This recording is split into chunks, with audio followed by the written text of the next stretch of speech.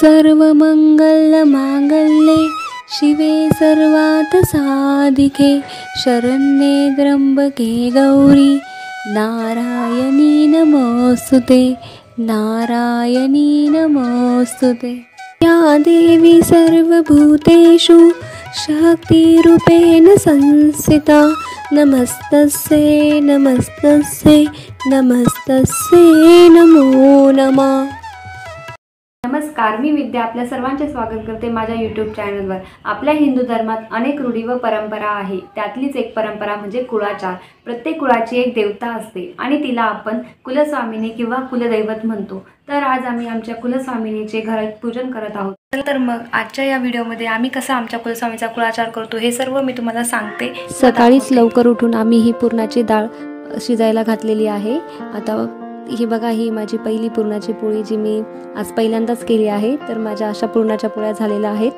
त्यानंतर ही कटाची आमटी ही झालेली आहे। आम्ही तांदळाची खीर करतो आणि ही तांदळाची खीर पण झालेली आहे, सोबत वरण झालेलं आहे आणि भातही झालेला आहे। आता ते तळण बाकी होतं, म्हणजे भजे आणि पापड, कुरडई पापड। तर मी आता कुरडई पापड आणि भजे हे सर्व तळून घेते आणि पुढे नैवेद्याचं ताट करायची तयारी करते। मग अशा प्रकारे माझा आजचा हा जो पुरणाचा स्वयंपाक आहे तो पूर्णपणे कंप्लीट झालेला आहे।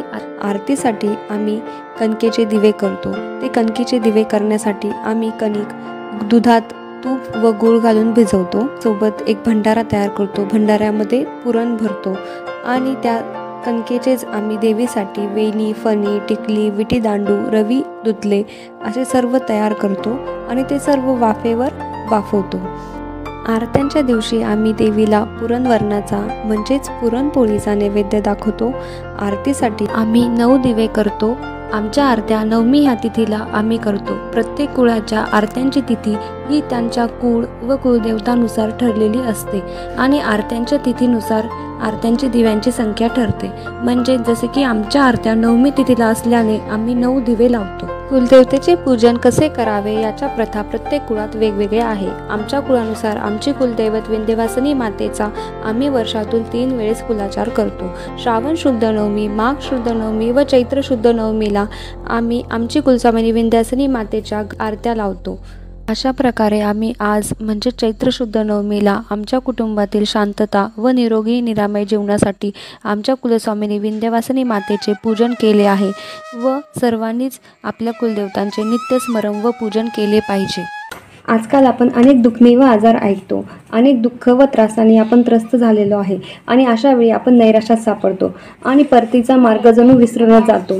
त्यामुळेच आपण जर आपल्या कुलदेवतेचे नेहमी स्मरण आणि नित्यपूजन केले तर त्याच कठीण प्रसंगात आपल्याला मार्गही दिसतो। म्हणूनच आपल्याला आपल्या घराण्याचे कुलदैवत माहीत असले पाहिजे, माहीत नसल्यास माहीत करून घेतले पाहिजे आणि तोच वारसा आपल्या पुढच्या पिढीलाही दिला पाहिजे। जर तुम्हाला व्हिडिओ आवडला तर व्हिडिओला लाईक आणि चॅनलला सबस्क्राईब करा।